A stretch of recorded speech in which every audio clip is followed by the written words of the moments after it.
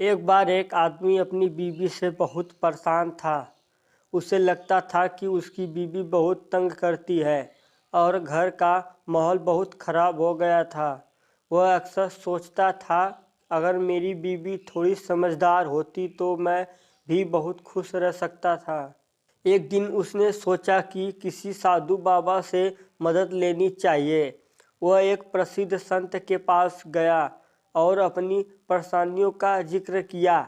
संत ने उसे ध्यान से सुना और फिर एक सवाल किया, क्या तुमने कभी अपनी बीवी को समझने की कोशिश की है? पति थोड़ा चौंका और बोला, मैंने तो कई बार कोशिश की है, लेकिन वह मुझसे कभी समझदार नहीं हो पाई।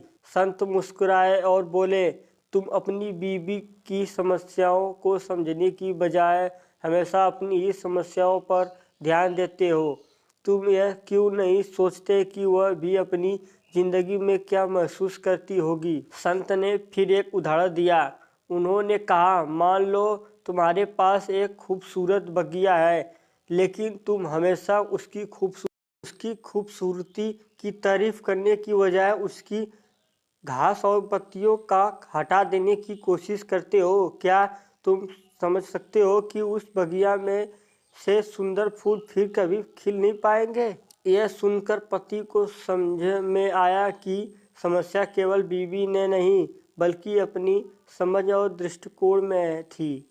वह अपने स्वार्थ से बाहर निकलकर बीवी के मनोबल को समझने लगा। धीरे धीरे दोनों के रिश्ते में सुधार हुआ, क्योंकि उसने बीवी की भावनाओं और विचारों को समझने की कोशिश की। कहानी: किसी भी रिश्ते में दोनों पक्षों को एक दूसरे की भावनाओं को, परिस्थितियों को समझने की प्रयास करना चाहिए। रिश्ते में प्यार और समझदारी ही सच्चे सुख का कारण बनते हैं।